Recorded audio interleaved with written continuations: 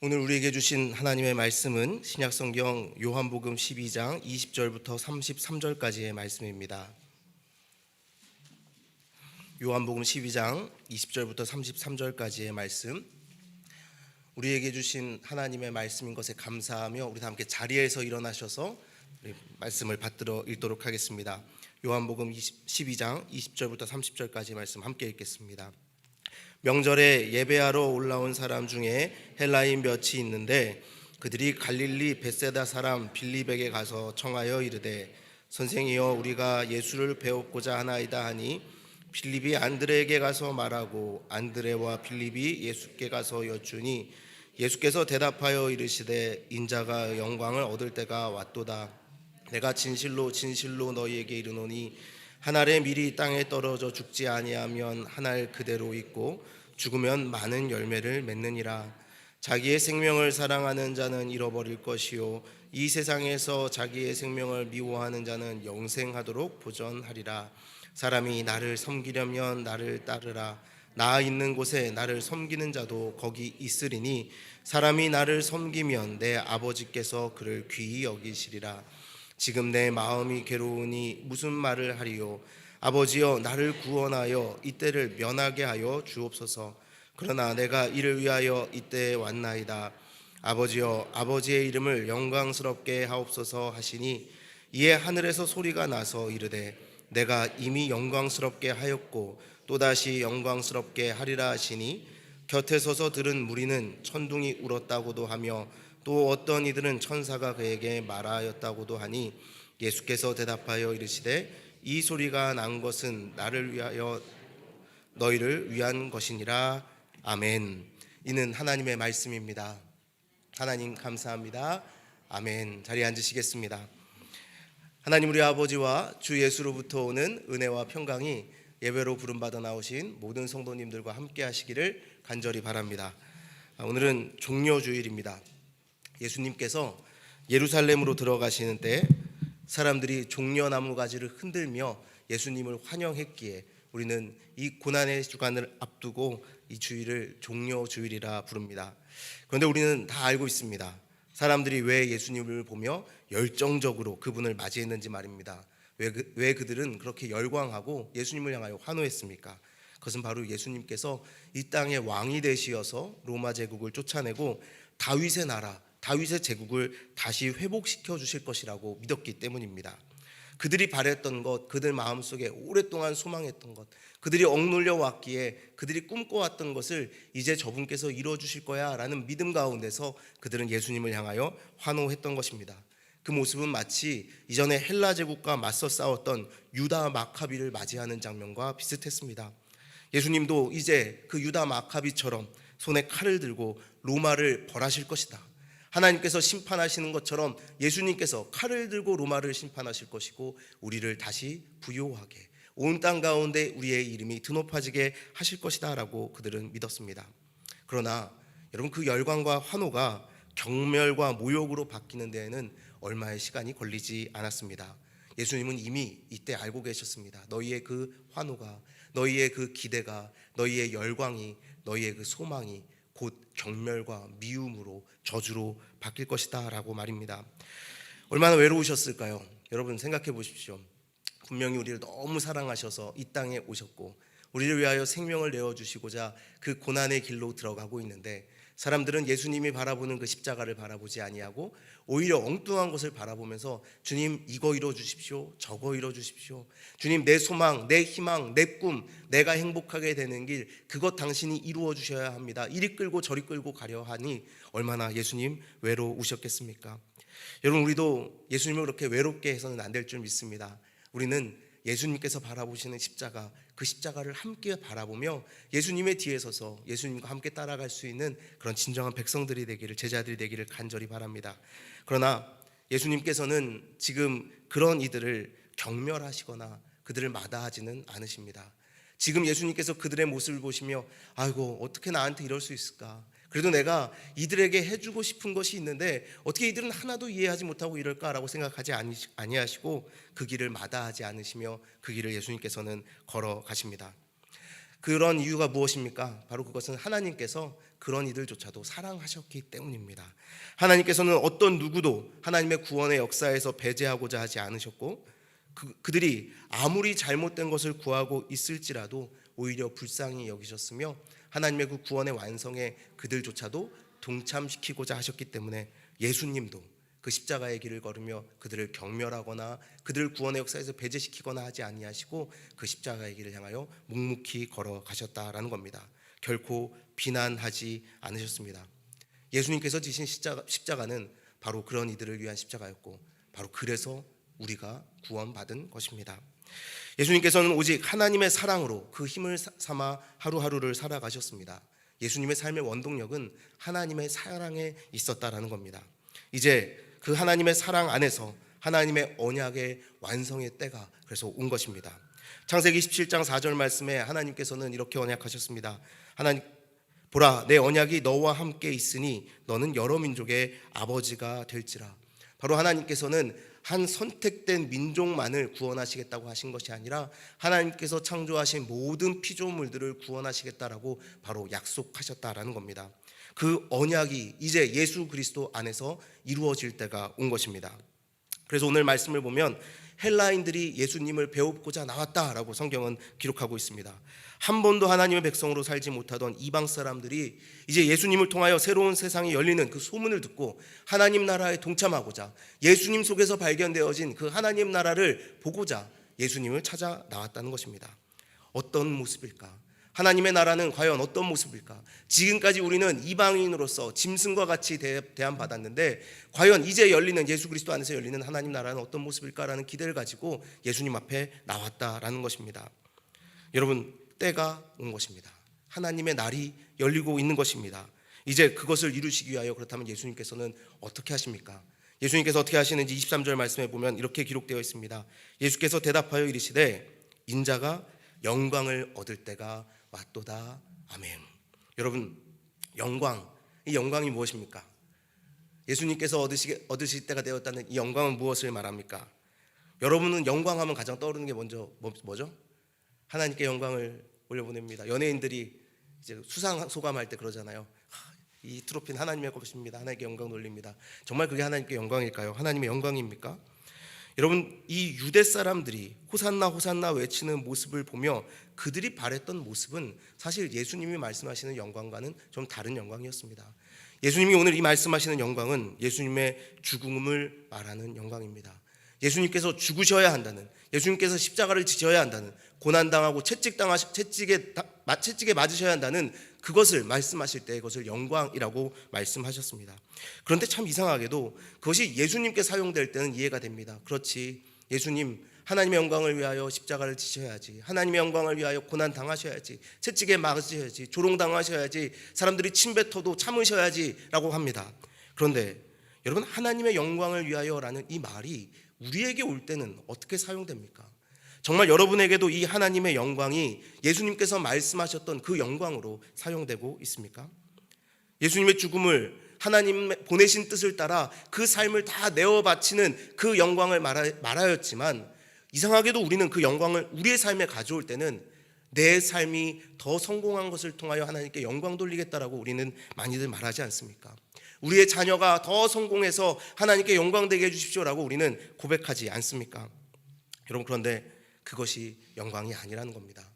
예수님께서 말씀하시기는 하나님의 보내신 뜻을 따라 그 생명을 한 톨도 남기지 않고 다 나누는 것, 그것이 영광이라는 것입니다.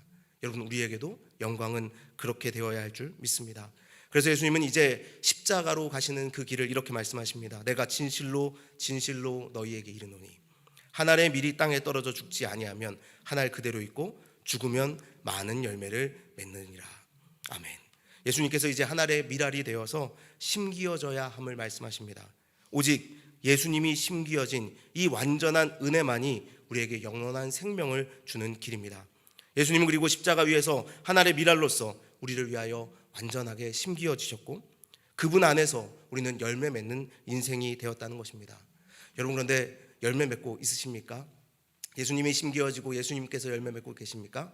여러분, 조금 의심이 들죠. 그러나 의심하실 필요 없습니다. 왜냐하면 이 씨를 심으신 분도 하나님이시요, 이 씨를 위하여 하늘 문을 여시고 햇빛을 비추시고 비를 내리시는 분도 하나님이시기 때문입니다.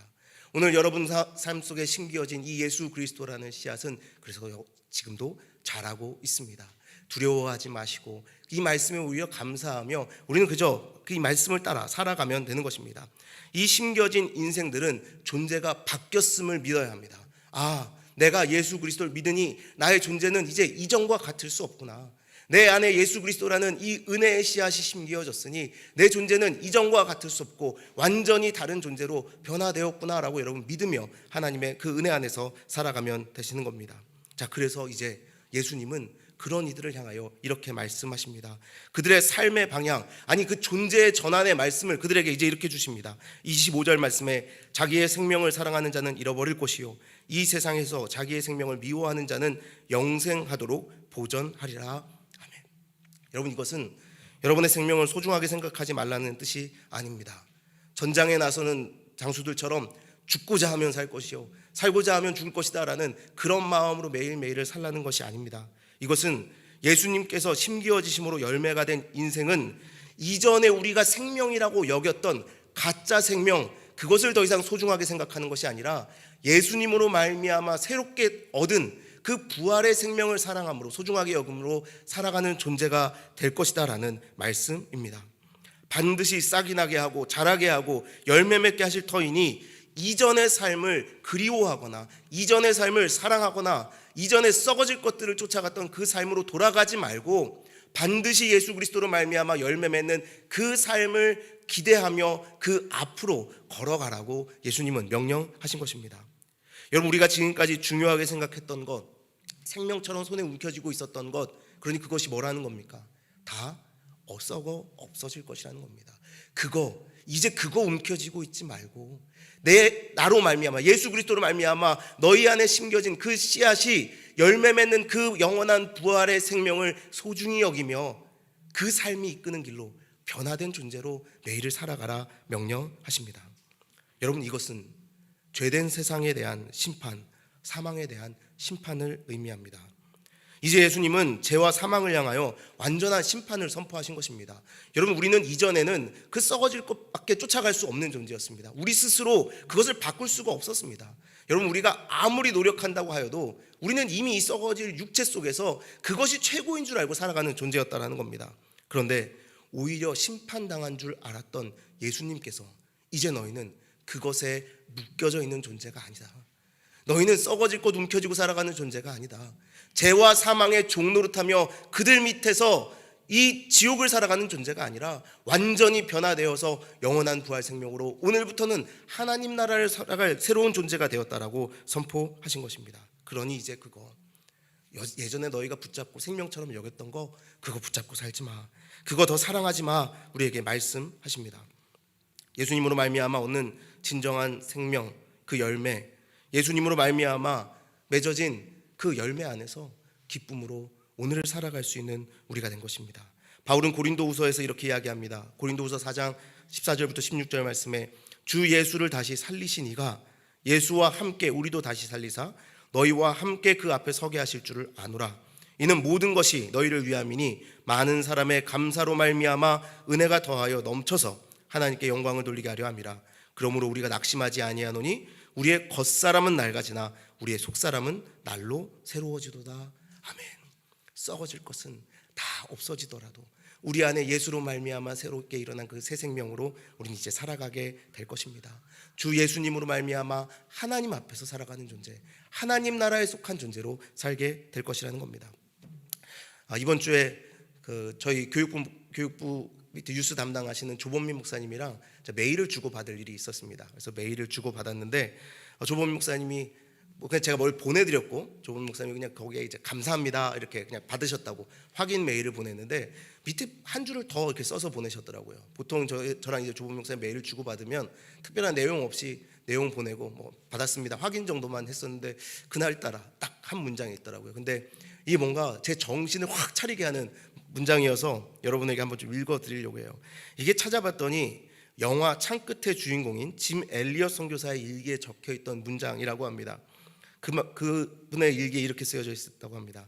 영원한 것을 얻기 위해 영원하지 않는 것을 포기하는 사람은 바보가 아니다.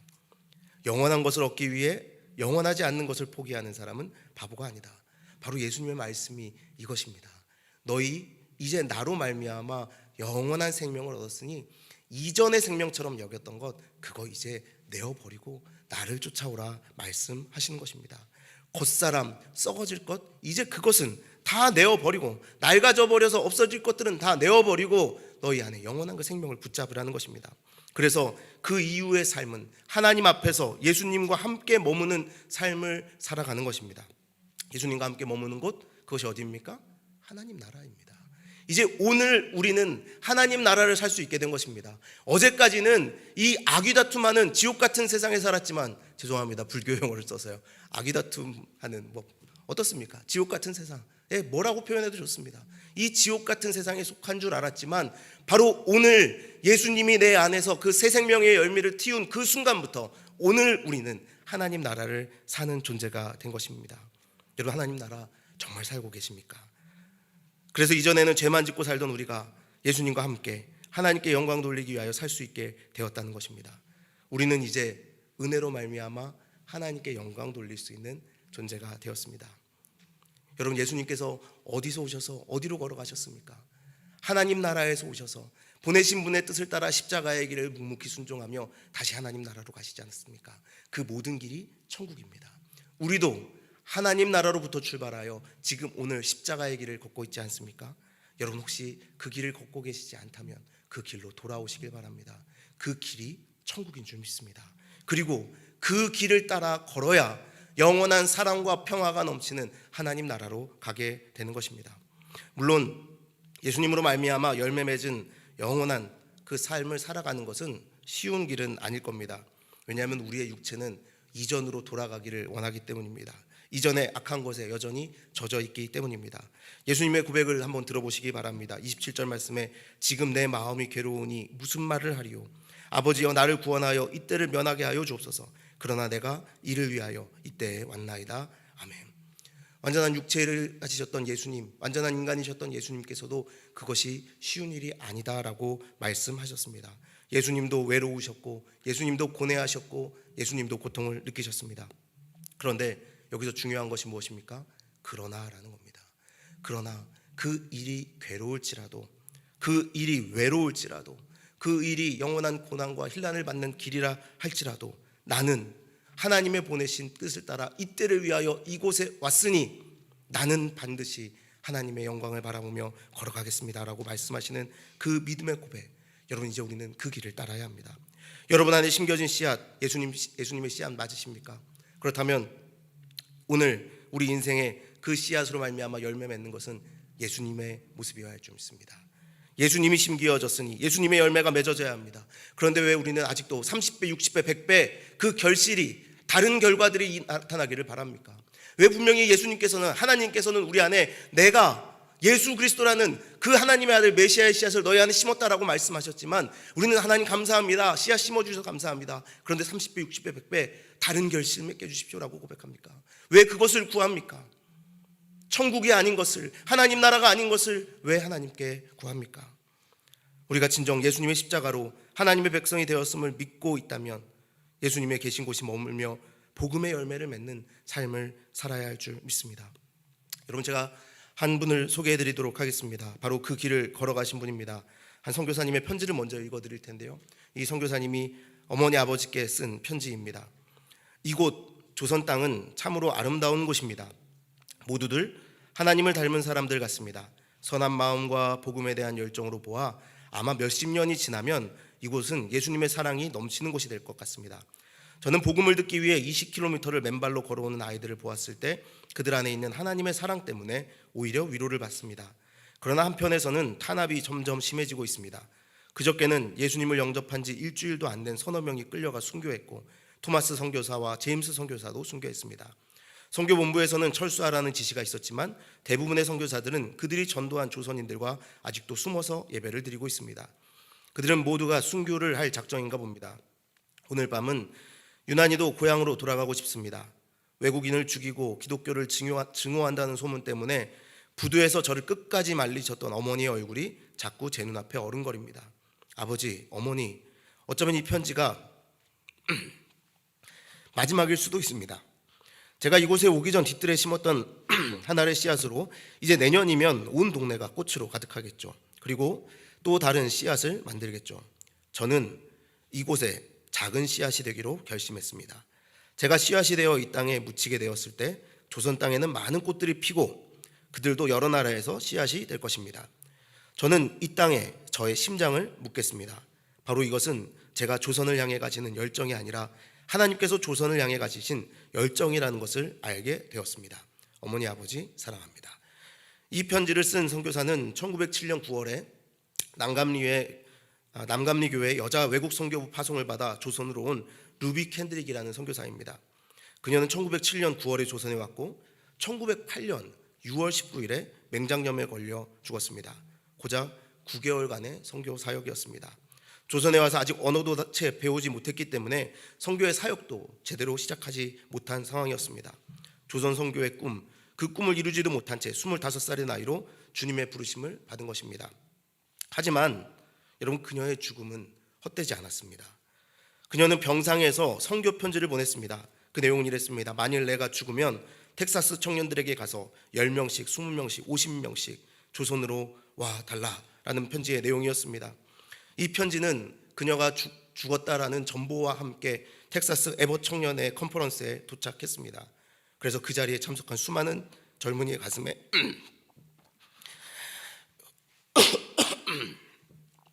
선교의 불씨를 지폈고 그들 중 20명이 선교사로 결단하였으며 그 가운데 6명은 조선에 선교사로 왔습니다. 25살의 나이로 순교한 루비 캔드릭 선교사님의 비석에는 그녀의 마지막 선교 편지 중에 있던 한 구절이 적혀 있습니다.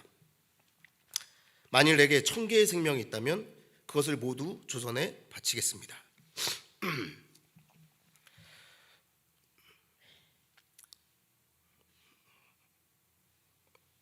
죄송합니다.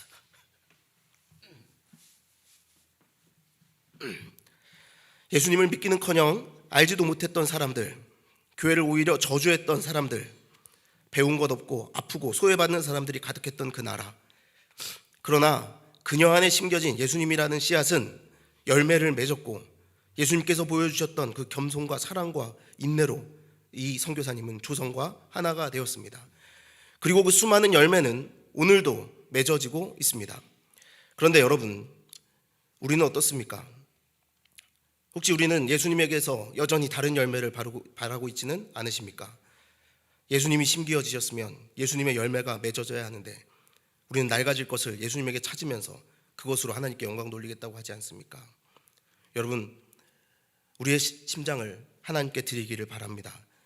주님의 영광만을 위해 살겠다라고 입술로 거짓말하지 말고 내 영광만을 위해 쫓아왔던 그 썩어질 삶을 내어버린 채 예수님께서 심기어진 그 씨앗에서 나온 열매로 사는 영원한 삶, 이제 그 삶을 살아가시기를 바랍니다. 예수님으로 시작해서 예수님으로 열매 맺는 삶, 그것이 은혜 입은 자의 삶입니다. 그 삶은 물론 이 땅에서는 죽은 것처럼 보입니다. 자기 부인의 삶이어야 합니다. 그런데 그것이 하나님 나라에서 산 자의 삶입니다. 그것이 하나님 나라에 살아갈 수 있는 이의 모습입니다. 오늘 우리는 그 은혜 안에 있는 일입니다. 베드로후서 1장 3절과 4절 말씀에 이렇게 기록되어 있죠. 그의 신기한 능력으로 생명과 경건에 속한 모든 것을 우리에게 주셨으니 이는 자기의 영광과 덕으로서 우리를 부르신 이를 알므로 말미암음이라. 이로써 그 보배롭고 지극히 큰 약속을 우리에게 주사 이 약속으로 말미암아 너희가 정욕 때문에 세상에서 썩어질 것을 피하여 신성한 성품에 참여하는 자가 되게 하려 하셨느니라. 우리로부터 하나님께서 영광을 받으시는 것은 예수 그리스도로 말미암아 구원받은 우리 안에서 예수님의 나타날 때 영광이 되는 것입니다. 다른 영광 구하지 마십시오. 다른 영광으로 하나님께 무엇인가를 돌려드리겠다라고 여러분 생각하지 마십시오. 은혜가 우리 안에 있다면 예수님이 심겨지기 전의 삶으로 돌아가지 마시기를 바랍니다. 베드로전서 2장 9절입니다. 그러나 너희는 택하신 족속이요 왕같은 제사장들이요 거룩한 나라요 그의 소유가 된 백성이니 이는 너희를 어두운 데서 불러내어 그의 기이한 빛에 들어가게 하신 이의 아름다운 덕을 선포하게 하려 하심이라. 하나님께서 소유된 백성으로 삼으셨고 어두운 데서 불러내셨습니다. 그러니 우리는 이전으로 돌아가서는 안 됩니다. 예수님께서 승리하신 싸움에 동참하십시오.